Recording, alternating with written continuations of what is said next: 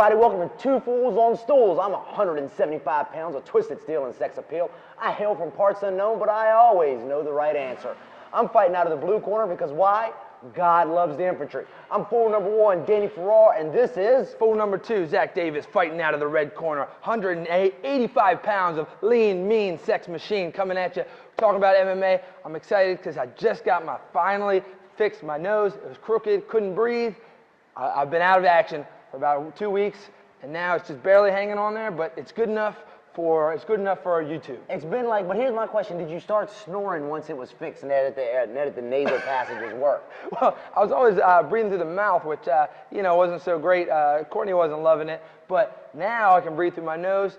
I'm getting used to it. I have to retrain myself to recognize to handle all my that nose actually oxygen. works. Yeah. You're basically like a football player that has the oxygen mask on there. Like I'm getting a little lightheaded. You know what I mean? It's just when you hyperventilate. So I've been working it out. I think we'll make it through the show.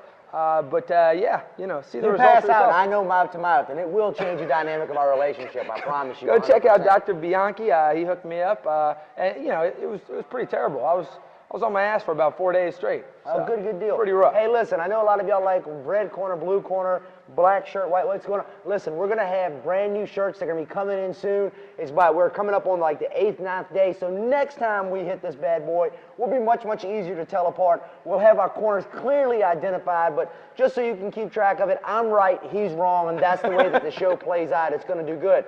But as we open up, we're going to talk about something that we normally don't talk about here on Two Fools on Stools. We're going to talk about daggone boxing. Boxing, here's the deal. This is why I say day in and day out, boxing is the most barbaric sport on earth. And all you have to go no further than look at the recent heavyweight title fight. And what you saw in that heavyweight title fight, listen, I'm not going to even try to attempt to pronounce his name because I'm horrible at name pronunciation. Joshua, not Joshua. I think I got that one. The Klitschko. Vladimir Klitschko. And he's married to that chick from Nashville. I only know this because my wife watches Nashville. I did not know that. Yeah, she's like super small. For people that don't have a wife that makes you watch Nashville, you would know her. She was actually in a phenomenal movie when she was younger called Remember the Titans. And the reality is, I doubt if anyone will remember Klitschko after that knockout. I mean, I don't know if he will remember the Titans after that. I only got to see the highlights of it. Lately, boxing hasn't been on, at the highest levels. And a lot of people are talking about this one as a heavyweight title bout that can kind of bring about some excitement. It certainly had the theatrics. The drama was there, okay? A comeback to the 11th round, big finish towards the end. Two athletic heavyweights, didn't look like sloppy boxing. It was high end. A lot of people were excited about this one kind of reinvigorating the sport, but you got a different take out of it. Well, one that I haven't thought about reinvigorating the sport. I mean, the fight was an awesome fight. He had a very clear, awesome knockout, but here's my problem with boxing. That guy was knocked out 2-3 times before the ref stepped in and canceled it. And this is why I think boxing is so barbaric.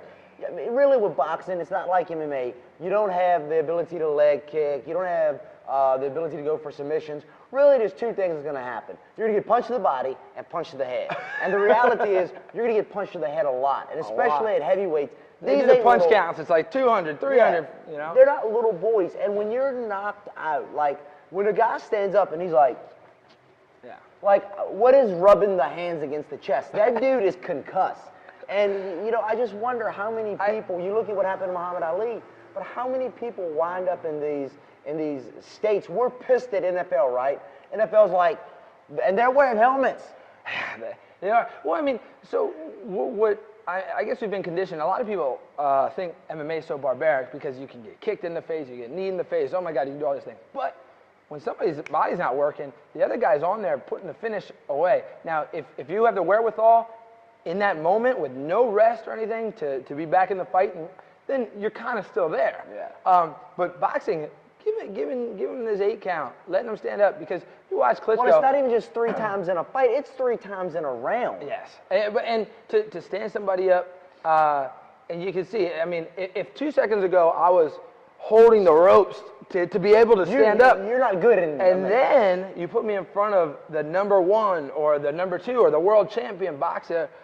That's like playing t-ball. Somebody took your head, put it right on the tee, And then he's just lining up. And sure enough, that's what happened. I mean, like, anybody could have seen that Klitschko was about to get knocked out for Not real. the ref, evidently, because he let him go 3 more times. Yeah, and so I mean, as soon as they smell blood in the water, it's a done deal. It almost takes the drama out of the fight because at that point, well, he's just going to get in there and knock his head off. So, I mean, but that's the sport of boxing. I mean, I don't know that boxing they can really change it. I think it's a point of diminishing returns, though. I mean, listen, if a dude is dropped on his ass and he doesn't pop right back up, and I would argue that even if he pops right back up, there's still damage there. But, you could always make the argument that he slipped or something along those lines. These guys, and girls for that matter, they're tough cats. They're not going to just, I mean, the average one that's in there, and this is what a lot of people I think fail to get. I could get I'm willing to bet that I could get, especially if I gave you a little bit of booze, I could get 50% of the population to walk to a cage and get in a fight. Where you lose the average person on fighting, and we've talked about this before, whether it's boxing, whether it's wrestling, whether it's jiu-jitsu, whatever it is in the combative arts, where you lose the person is the train-up leading to the fight. Yeah. You get your ass beat more during training. By the time you get to the fight, and that's what you hear everyone talk about, is, hey, listen, we want to make it so that the fight is the easy part. Yeah. And so you're carrying a ton of wear and tear on yourself through the training. So they're not pansies, so they're not going to roll out. So that's the point in time where I think it's the ref's responsibility to put the safety of the fighter ahead of the fighter, because the fighter on average isn't going to walk out. I mean, you think about it, anybody who's made it to that level to be fighting for the heavyweight championship, or even just high level, any combative sports, fighters, they're good at kind of disregarding their own, whatever, feelings. They're like, oh, I hurt, but whatever. They just keep going, and that's what's actually gotten them through to that point. So if you leave it on them, they're just going to say, I'm going to keep going until they go right off the cliff. It's the trainers, it's the sport that have to look out for it. I mean, that fight, it was kind of a boxing fan's fight, though. I mean, to have that kind of drama, comeback, late round stoppage for 2 top guys, that's kind of like the recipe for what you're looking for. So I think everyone's going to, I think he's going to, Joshua's going to be a big star in boxing. We'll see if they do it again. But the sport of boxing, once you've gotten used to MMA, they don't let guys who are already out fight another fight. And that's really what's happening is, okay, you knocked me out once. He was all the way down, climbing up the ropes. And then let's go again. And that's actually when people get hurt. But it's been established that way so long, I don't know that there's much they're going to be able to do to change. What was funny was that Dana White came out and said that he thought that fight resurrected the sport of boxing. And I guess I see that to a certain point, and at this point in time, I'm speaking as a very, very casual fan, because I wouldn't even call me a fan. I don't even like boxing. I like watching people punch each other in the face. Like, I'll tune in for maybe, I'm not tuning in, I'm going to watch that shit on highlights, because boxing has always been my contention with boxing is you're paying $70. You know what killed me with boxing was I brought a pay-per-view many moons ago when you had to have a special rabbit and to watch Lennox Lewis fight Mike Tyson in a fight that was over in 15, 20 seconds. And there was absolutely no fights that led up to it. And that's always been my contention with boxing is that you get one good fight for $60. But he thought they had resurrected the sport, but I'm sitting here casually and I'm like, I don't know of another heavyweight boxer. Well, that's the thing is that all the stars, the big shows don't bleed over to other events. So you see this one, you're like, man, that was an awesome fight. I'm really excited about it. Okay, who's the next guy? A lot of people don't know. And if you don't have other contenders or other things built up on that card before it, which is what the UFC's always done well. They usually have, okay, our 155 guys fighting tonight, let's put another contender on the same card. So you can naturally do the math. You're like, all right, well, let's put these 2 guys together. And that's how the UFC kind of keeps perpetuating itself. But, the UFC is looking to get into boxing with Conor and McGregor. Conor and Mayweather. He's reached a new level of superstar stardom. Now he's Conor and McGregor. I forget, it's like an Irish sitcom. Jimmy Manuwa just called out one of the boxers from Britain. And so it looks like this crossover just reminds me of DC versus Marvel. I just got my head. I was about ready to say that. The thing is it's cool, but if everybody's going to boxing, you got to get some of the guys to come to the cage and just see what happens. But they just know it won't. MMA can at least say, have a sporting chance. Boxing coming over, it's not even that. So, we'll see if any of these actually come to Well, we fruition. say that, but how many cats that are going to come over to MMA are going to try to prove that they can box with somebody that's got 4-ounce gloves on? Oh. You stand there. I mean, you go back to when Randy Couture, when he ended up having his fight with old Chunky Toney. dude. Yeah, James Toney. I mean, he shot the Lowest. I mean, no one's ever went lower on an ankle pick, and they're like, he basically inchwormed across. Grabbed his foot, tipped him over, and that was it. And it was an easy. I don't even think he did like a choke or anything on him. And what's funny was when James Toney hit his back. I mean, that right there was it was like the perfect visualization of a lion. It might be the king of the jungle, but in the ocean with the shark, he's just bait. And that, I mean, he just wasn't even a fight. I wasn't even sure James Toney's good at getting up off the ground regular. No.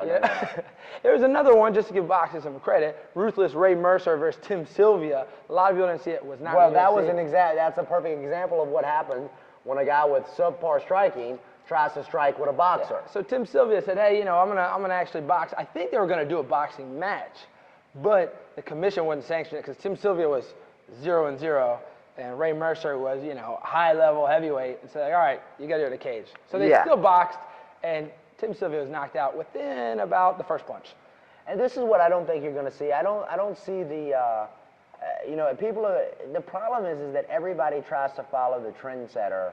And if you follow the trendsetter, I understand it because everybody's like, well, that's who set the trend. Yes, but there's just something about it that it doesn't have the luster of the second round. So these UFC fighters call them out boxers.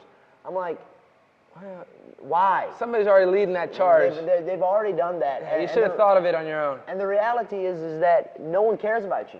I mean, the average casual fan, again, they don't know. So what are we going to do? We're going to get a casual UFC guy versus a casual boxer.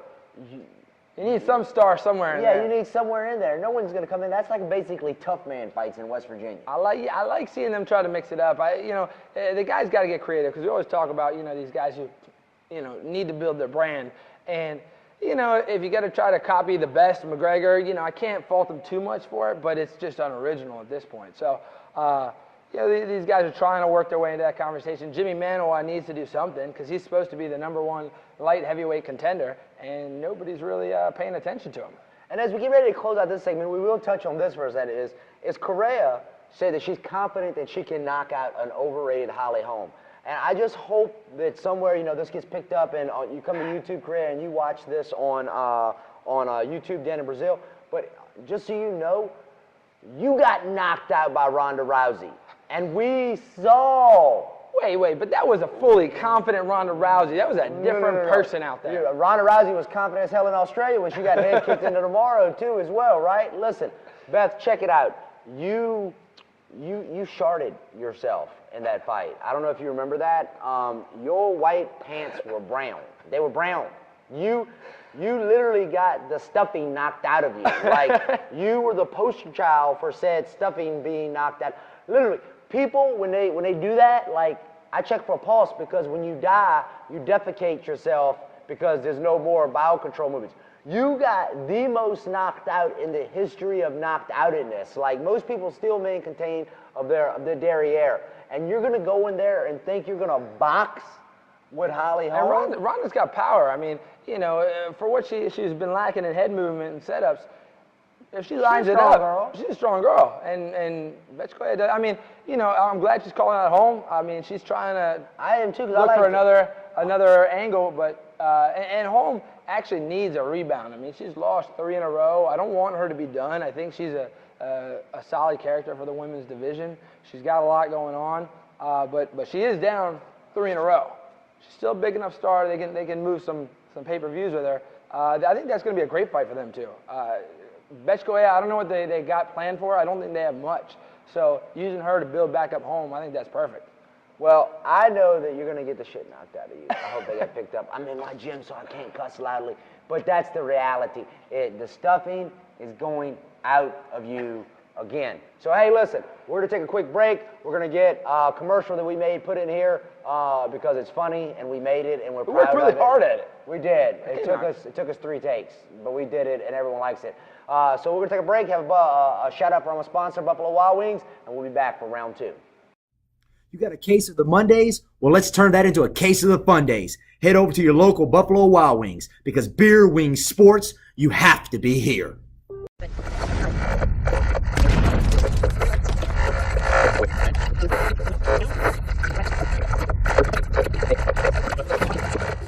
Hey everybody, welcome back to round 2 after you got to see my man Zach get over a case of the Mondays from Buffalo Wild Wings. That was pretty solid. And now back, first round was a little rough, but I'm pretty sure I'm taking the next 2. I mean, this is like your first day back to work. Did the judges score that? That was a 10-9? It was a 10-9. I wasn't full over it, but we didn't have a lot for me to be right about. Well, I was coming back from the injury. So but now we have a lot to be right about. And we want to start ahead with UFC Nashville, and we saw Alaquinta. Well, yeah. Well, you know, you said Klitschko's girlfriend was from Nashville. I thought you meant she was on the UFC Nashville card. I was all excited about it, but I guess Klitschko not dating a fighter, dating an actress. UFC Nashville. This is what I have to work with, guys. Seriously. Like, this is why people should come and be on the show with us. So I have somebody to feed off positively. All right, so we got Raging Al Iaquinta. He made sure that, is it a nightmare? Maybe it's the dream. Either way. He had a new one he came up with. You can't just come up. I think you get one nickname change during your career. No, it's not even a nickname change. Let me explain, because a lot of people, you know what, this is actually Nightmare this is a good teaching point, because I've learned that in today's age, maybe it's the millennial, I don't know where the fault came in, but people don't understand how nicknames work. You see, you don't get to give yourself a nickname. That's just not how, no, that's not the process. You have to do something either really, really cool, really stupid, that someone else gives you your nickname. Like, it's always people like, they call me Big Country. No one's ever called you Big Country in your entire life. You're 5'2", and just because you use dip doesn't mean that you're Big Country. There's a guy just talking about that, Hands of Stone, Sam Stout. He said, you know, they call me Hands of Stone, but I haven't knocked anybody out in 4 years. Yeah. And so maybe then, but you don't want to bring your nickname back down. Yeah, you don't want to gotten it. Yeah, you gotta like if you got a cool nickname, you gotta run with that. Like, you don't like de-nickname yourself. Like, when people have like if somebody calls you the Fighting Gnome, then okay, you look like a little yard creature. So you do something cool, you can upgrade. Challenge that out. Yeah, I got called. Yeah, Ducky was the wrestling one, because I was about as tall as I am, but about 125 pounds. We had pre-practice. You know, you got to get out there. You're a 9th grader trying to show the seniors your game. You know, hey, I'm going to show up and I'm never missing a day. So there was a day I had my shorts on, ready to go. I had my T-shirt. Didn't bring my running shoes. I had my dress shoes from the day. I said, you know what? I want to show these guys how hardcore I am. I'm hitting the practice. I'm doing our sprints. I'll wear what shoes I got. Showed up, dress shoes, skinny legs, shorts. Now, the older guys didn't really know who I was anyway. I was the new freshman on the team. So they didn't really know my name. So one of the cooler guys, I fucking hate that captain, said, hey, you with those big-ass feet, you look like a duck. Your name's Ducky from now on. And from then on, all the other kids knew me as Ducky. You should have just said, no, if I'm going to listen, I'll take your nickname, but what I'll let you do, I'll be Howard, okay? Howard the Duck will mean Can we spin Zach Howard. Why did I call you Howard? Don't worry about it. Don't worry about it. It is what it is. Well, eventually I got it to go from Ducky. I was able to get to Duck. All right, once I started beating up some kids, they said, all right, we'll call you Duck. That's as good as I could do. I get rid of the Y. Duck, duck, goose. That could have worked. Go ahead and just hit all your that should have been like your walkout, though. You just go and you hit everybody on the daggone head and be like, duck, duck, goose, and then you walk out and you. Or just, go to punch them and see if they'll duck. Yeah, that would work, man. But we already proven that you don't duck. No, I don't move. I just take it. Well, anyway, Raging Al Iaquinta. Speaking of good nicknames, Raging Al Iaquinta. And you know what? My man is raging, but what I'm gonna do a name change. You see, this is how it works. From now on, we're not going to call you Raging Al Iaquinta. We're going to call you Hating Al Iaquinta, because you're talking trash about Dana White And listen, everybody knows I'm a Dana White fan. But for those of y'all who don't see, this is the cover that Dana White did on Men's Fitness. And listen, I know some people that know a thing or two about being on the cover of magazines. I don't know who they are. But anyway, listen, it is all about the lighting. But he calls him the warrior king that never was. Listen, what I want you to do, Alaquenta, hater Alaquenta, is I want you to just go out and random and ask how many people know you. Just walk through downtown and just go, do you know me? Who am I? Who am I? And let's see how many people know you, because I think you're the rager that never was, because everybody knows who Dana White is. I guarantee you he can show a tweet, meet me up at the corner of S&S or wherever, and people are going to show there. All right, he used to do it. That's how he used to give away tickets.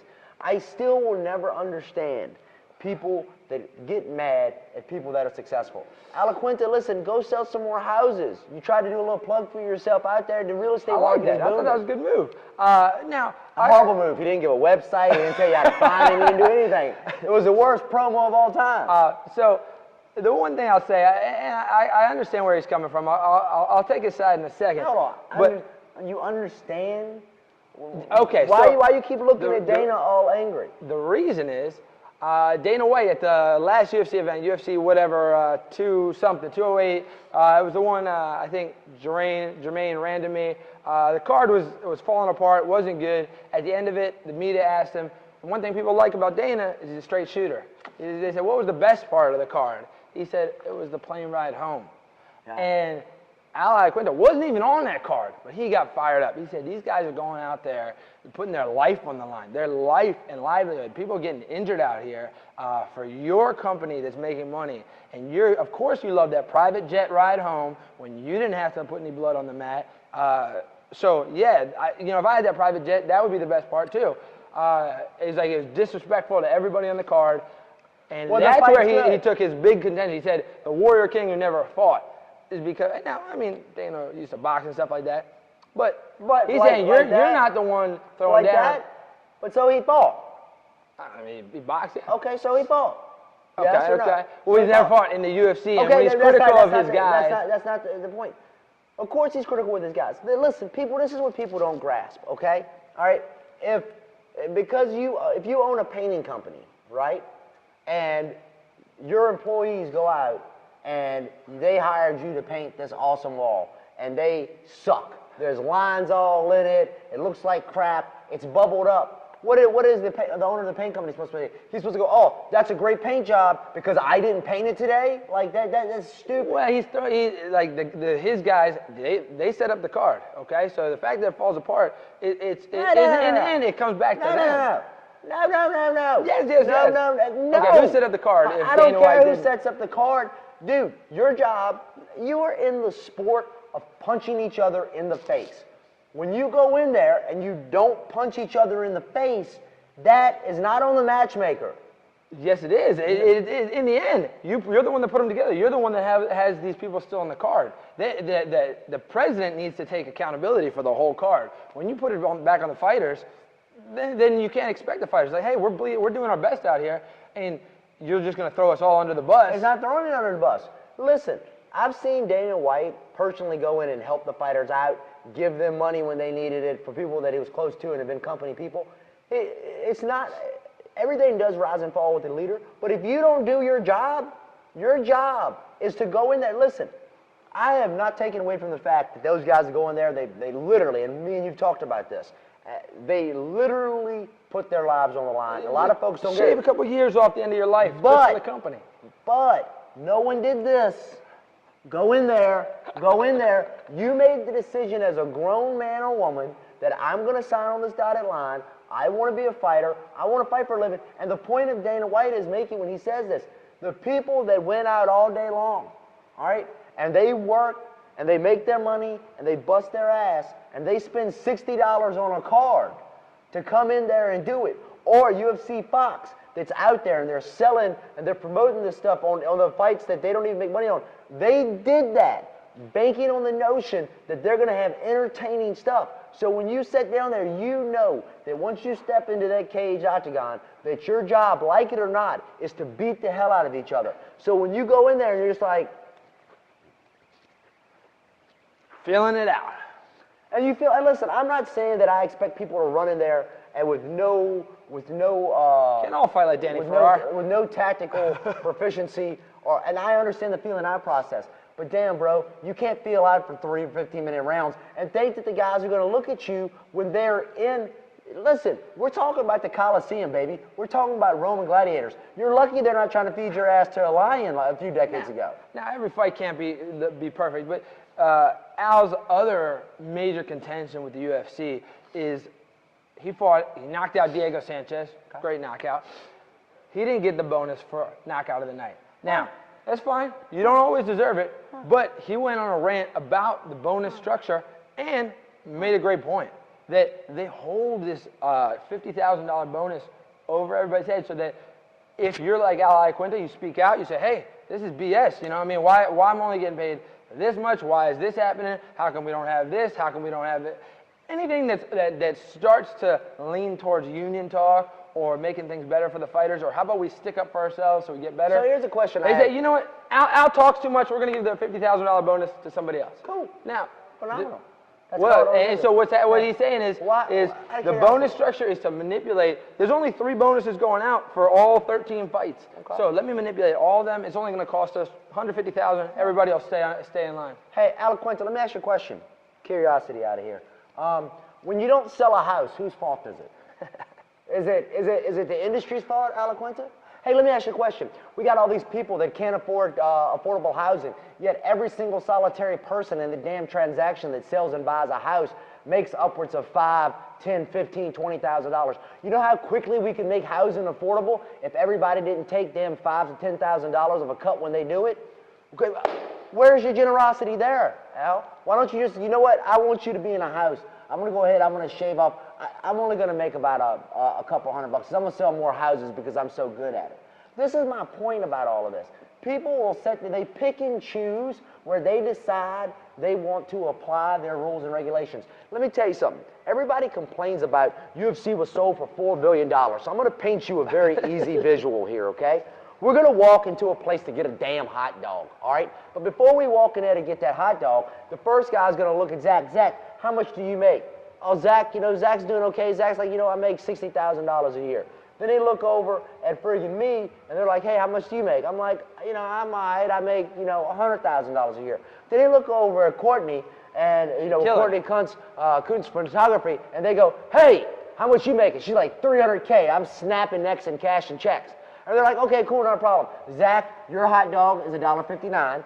Danny, your hot dog is $3. And Court, by the way, since you're doing so well, the exact same hot dog cost you $300 because you're doing well, Court. You can afford a $300 hot dog. I know it's the same thing. I know it came on the same bun. I know it's made from the same cow and pig, but it's $300.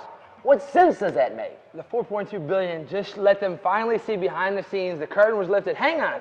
There's this much money going around? Who cares? All the fighters care. Right. You know what? Hey, you know what? I just bought this. You know what? I just bought this thing. And y'all, so we can see, so you can hear us clearly. And let me tell you right now, we paid $400 for this. And I can tell by touching it, it didn't cost $400 to make. I know it for an absolute fact. But you know what I also know is that, guess what? They got to have a website. They got to have people processing the orders. They got to have a shipper. They got to have a supplier. They got to have it made. They got to supply the warranty in case it breaks. They got to take somebody that takes returns. So even though I know that to make this whole setup probably cost them $15, I'm also not dumb enough to not understand that they don't have a lot of things going on the backside of it. And the reality is this: the market sets the rate. And what you do sets the rate. My man Connor is not complaining about pay. This is why I root for Bellator so much. Is because if they say, okay, go ahead, do something else, see what you can get. If there's no Bellator, then you're right. The market sets the rate. There's nothing better you can do. Okay, I mean, and what he's done, actually, I love the position. He can finally stick up for himself because he says, I got a real estate career. I make good. And so now, this is why we're actually getting such a colorful character out of Al Iaquinta, is because he doesn't even know. He doesn't even think that it's worth it for him to be doing the fighting. He's like, I enjoyed it. It's fun. I love it. But all these things are wrong. His biggest contention is that he had a knee surgery that cost $60,000 to get done, and his employer wasn't going to help him out with it. They didn't help cover it. Now the UFC treats all of their contractors as employers, as employees, and he says, you guys won't help me get my knee fixed. He said he went to battle with it, and they just left him out to dry on his knee. And so now that's carried over, and you should follow, if you have Twitter, follow Al Iaquinta's Twitter handle, because he's spitting vitriol and venom in every direction. We don't know, again, there's always two sides to every story, all right?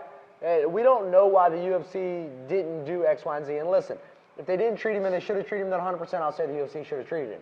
But what I get at people is we pick and choose when it matters. When the mortgage, when the real estate industry not only just screwed a couple people, but it sent the entire world into recession, you know what I'm saying? Like, where was the complaint about the greedy people that do that? And I tell you right now, when you look at people going through buying and selling houses, and I know a lot of people that work in that industry, I've said to them, I say, listen, I don't fault y'all, I don't blame y'all, I get it. But the reality is you tack on probably anywhere from 20 to 40 extra thousand on top of the price of a house just to be able to sell and purchase that house between all the different little people that you go in and every little thing that's chapped onto it. And my point is, you are mad that the UFC is making all this surplus money when you fail to grasp and understand that, you know what, hey, here is the deal, there's something going on. And everybody keeps going, the UFC was sold for $4 billion. Well, check this out. The people that made that money, they're not in the UFC anymore. This is called an investment, okay? When you look at it, we'll talk about it's a Soldier Fit, right? If we're gonna go open a Soldier Fit like we did in Rockville, and Rockville went way over budget, we ended up having to spend $350,000, $400,000 to get that place open.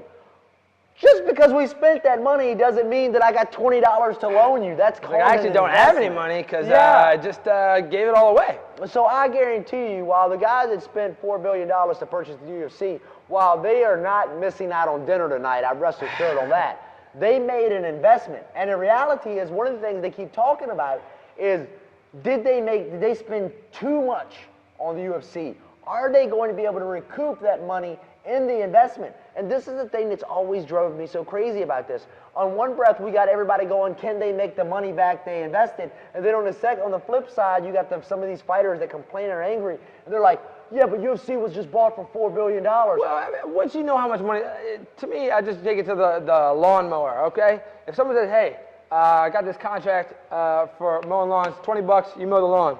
And you're like, yeah, okay. You find out there's $400, like, man, you're keeping $380, I only got $20? Yeah. Hang on, I'm not doing this. Are you buying the oil? Are you servicing the lawnmower? Are you purchasing the lawnmower? And then if it's not worth it to you, you don't do it. And that's what Al Iaquinta is. And it's cool because then for the first time, we have a fighter who's in a position where he can say what he wants. And that's why they like McGregor. McGregor can say what he wants because he brings in the money. But McGregor's not a crybaby about it.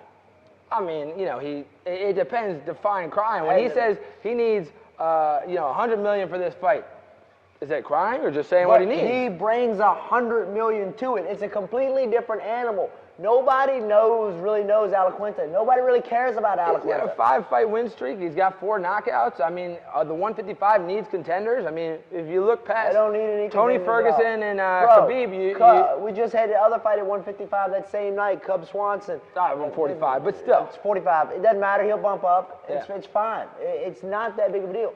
Again, nobody knows or cares about Al Iaquinta.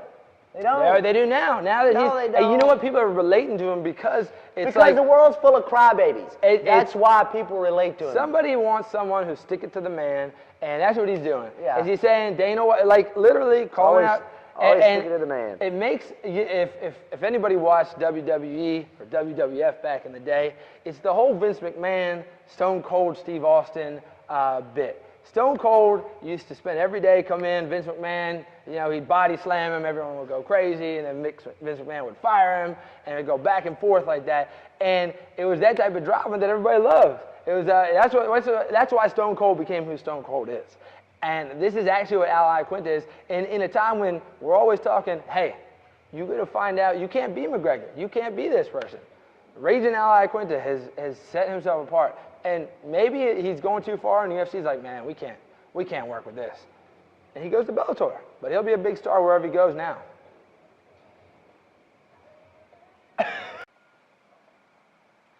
As you can see, I had like a little brief pause because we had to go ahead and do that reset thing because the timer ran out. I just want to just say one last thing on the whole subject. You're wrong. On to the... Round 2's in the books. I put it a 10-8 round for Zach. 2 judges had that. No, it's not a 10-8 round. Anyway, listen, we'll go on to the next, the 145-pound fight that in there. Yeah, we got to talk about the main event. Raging Al kind of took I think he took the steam from Cub and Artem, but main event was Conor McGregor's #1 teammate, Artem Lobov, 145 versus Cub Swanson. Now, Cub is a legit top 3 or 4 145er, title contention. Artem lost the Ultimate Fighter to Ryan Hall. He's not quite in that realm. A lot of people thought it was a little bit unfair that he's getting put at the headline fight without the ranking, but he's got a rabid fan base. Secondary, he's got the rub from Conor McGregor. You think it's legit that he gets that spot? Listen, at the end of the day, we're going to say what we always say. This is the entertainment business. We just happen to beat the hell out of each other.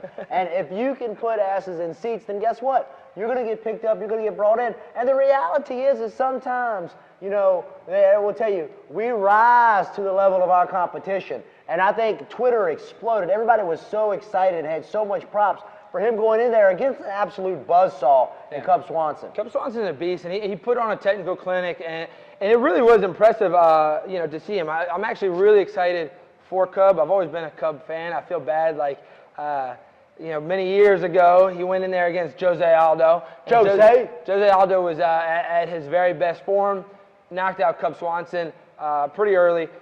9 seconds, I believe. Yep, and Cub has had a hard time kind of getting back into that picture for the title. He's done great, but hasn't been able to kind of turn the corner. I think this is going to be it where now I don't even know that he needs to do another fight. He might actually be able to fight the winner of Aldo Holloway. I think if Aldo loses, then you could see him with Holloway. The problem that I've always felt like, and Cub is one of those guys that I genuinely feel has gotten screwed. And I normally don't say that with people, but I think Cub has done everything that you can do as a fighter. He's fought whenever you've asked. Yep. He's put on amazing and exciting fights. There's nothing boring about the guy. He's been a great company man.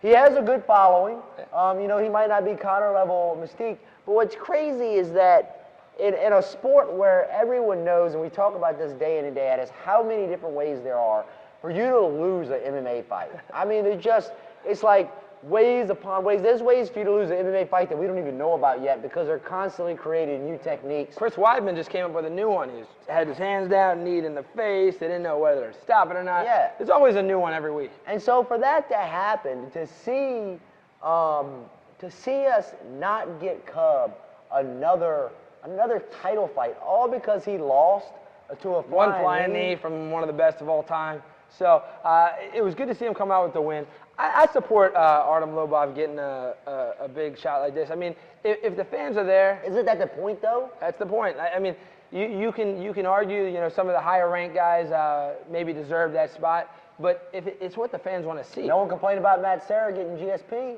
We saw what happened there. Man, that was GSP probably complained about that. But yeah, I mean, it's good to see these guys with a lot of following because it's what the fans want to see. Either that or the fans aren't showing up for the event.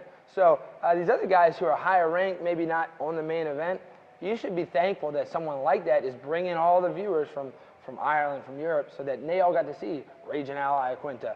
So they got to see what was going on. If you don't have them, I mean, the show doesn't go on, and everybody's paychecks go down. So I liked having him there. He showed that he actually is a contender. A contender, by that I mean he'll fit in the top 10. He'll always be able to kind of work his way. If he keeps improving, he might actually do something. He isn't a one-hit wonder. I think he came in with like a 5-5 record. So some people were kind of skeptical of him. Are you just getting here because you're Conor McGregor's teammate? And I think he's actually showing he actually can stand on his own, and he is talented. And I know you want to talk about the thing that I could care less about, but you know what? Because it's a two-person show, and you're a host. I like to.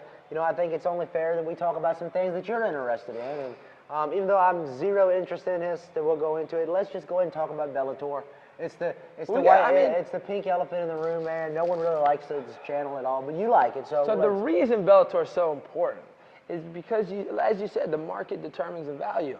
Now, if there is no free market for other fighters to go out there and get what they're worth, then the UFC can pay $10,000 for a fight. They can pay $5,000. So Bellator has put together some pretty robust packages. But what's interesting is the different levels of stars that they're putting out there. I think you're totally wrong in that. What, did they put together decent packages? Yo, you're definitely wrong in that. But I think you're wrong in the fact that Bellator helps create the market.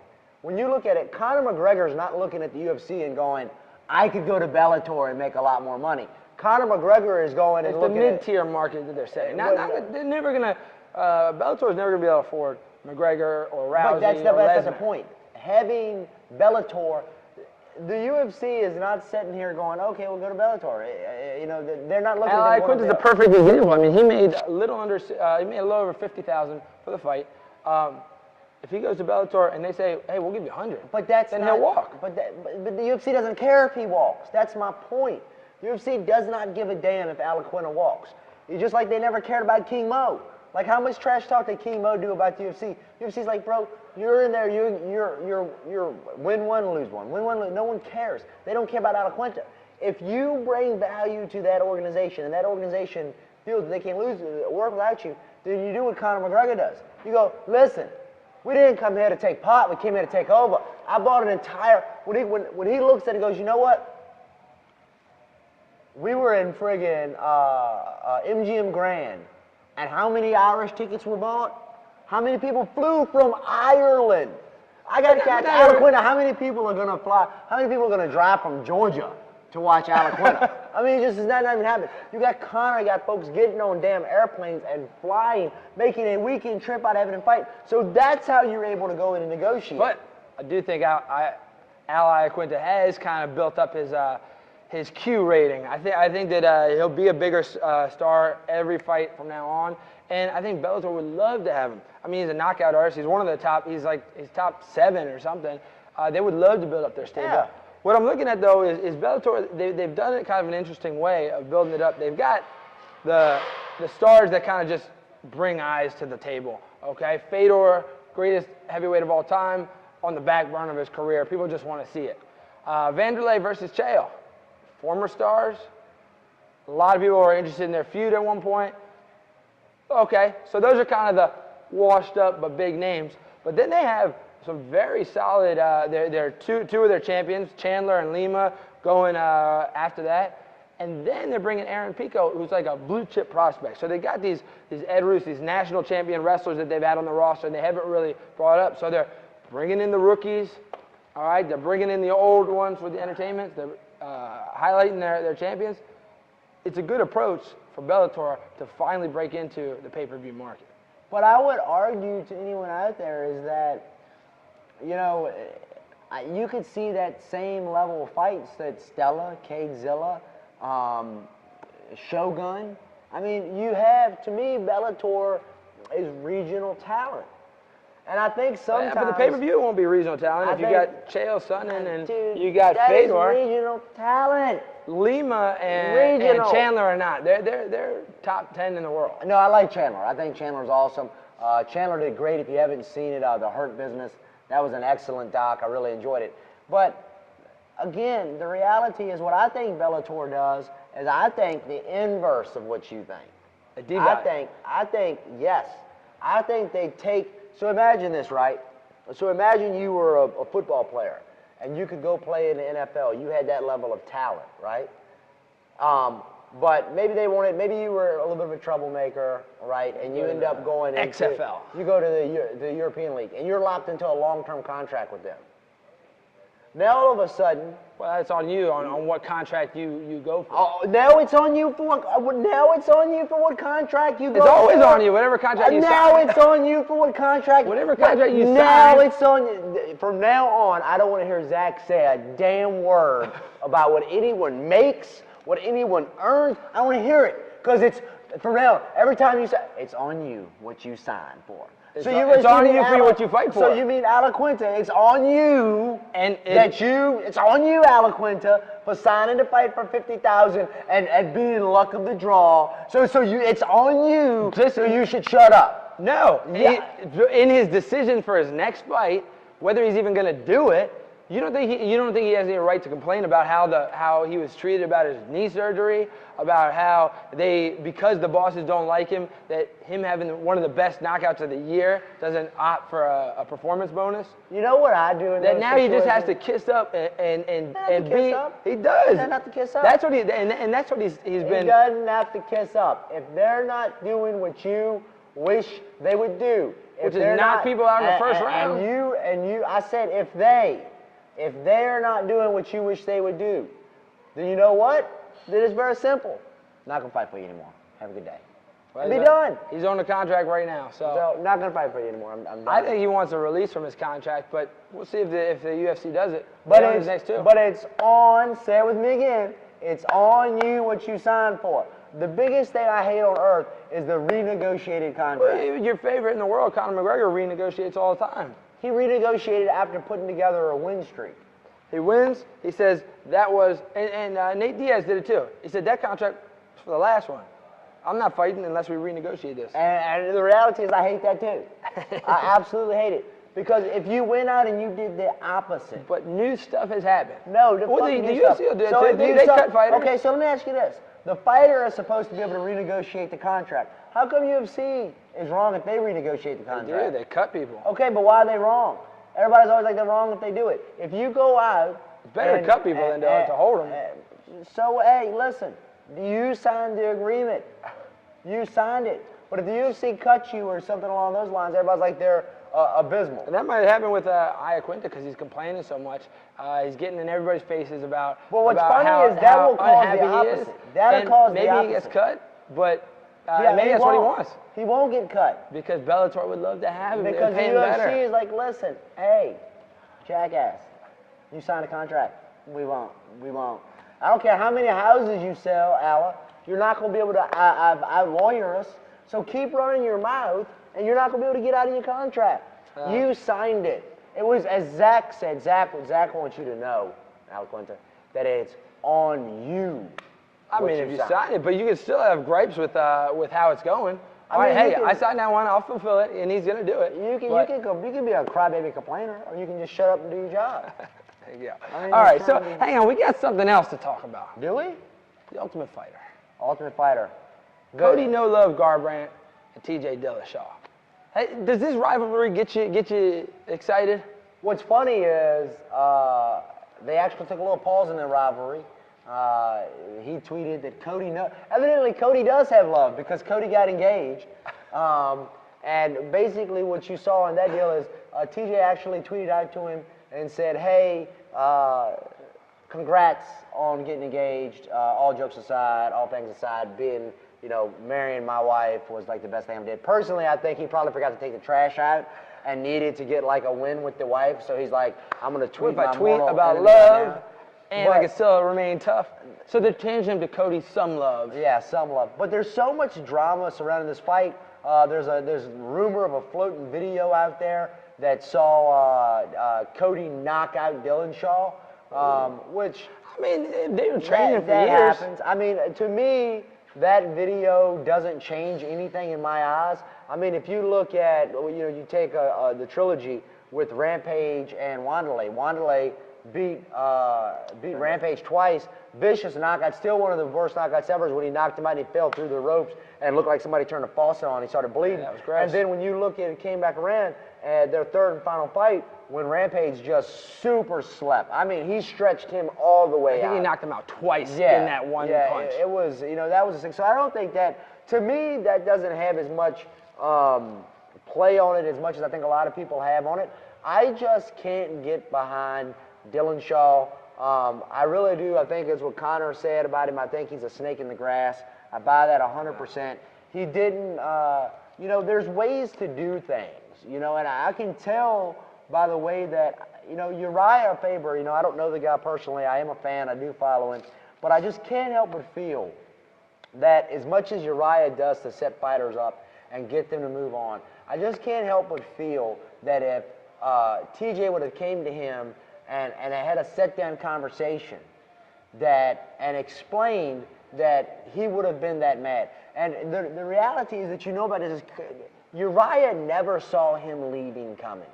He never saw it. And, you could tell that by how defensive he got when Connor was calling him a snake in the grass, how much he tried to take up for him. And Uriah even tried to take the high road, I think, initially. And then the salt just kept getting added into the wound. Yeah. And eventually he had to kind of like clear the air with everyone about how everything, went down. And Uriah Faber, I like him. And I think what happened with Dillashaw is Dillashaw kind of wanted to have it both ways. He was like, well, I'm training with him, but I'm still cool with you guys, but I'm working here, but we're still, and it wasn't that way. You can't really, if you're leaving the team, and Dwayne Ludwig was separating. It wasn't like an amicable split. He was separate. And so if you're going that way, go that way. But you try to ride the fence, and that's what kind of was happening. It was like, oh, I'm going to do my camps here, but I'm going to come back here to show up and be with everybody. And eventually Uriah Faber had to draw the line. He said, look, I mean, you can't come in here. We got Cody. I'll focus on the guys who are actually with me. Don't just come in here to try to get rounds and beat up on the guys here and then not be giving anything back to the team. And I think the real problem that Uriah had was like, listen, Dwayne, we brought you in when you were broke. You didn't have an option.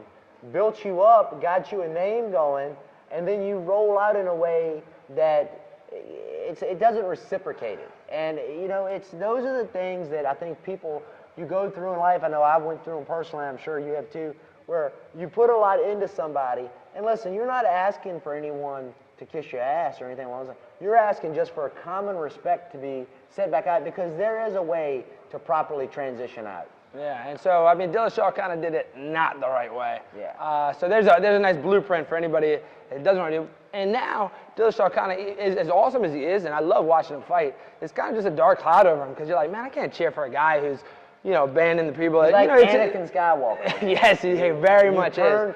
You turn to the dark side. Now, this season's actually, they pulled out all the stops for this season.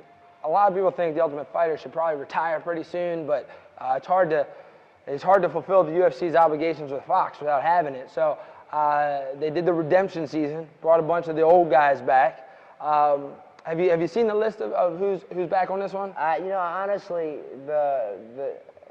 I really don't watch much TV to begin with, and Except my Nashville. time is kind of put in, and trust me, I get pissed when that comes on, and I'm trying to relax. But the reality is that the format is kind of old and stale. You realize, I think when you watch the show, you realize that most of the people on the show aren't going to, do anything. So it's hard to This is the first time they've done redemption since Matt Serra's season. So Matt Serra, he was able to come back. Now some of those guys were like, man, I never should have been cut ever. Matt came back, really had one fight, and wasn't worth a shit after that. So this one, I mean, they brought back some interesting ones, I thought.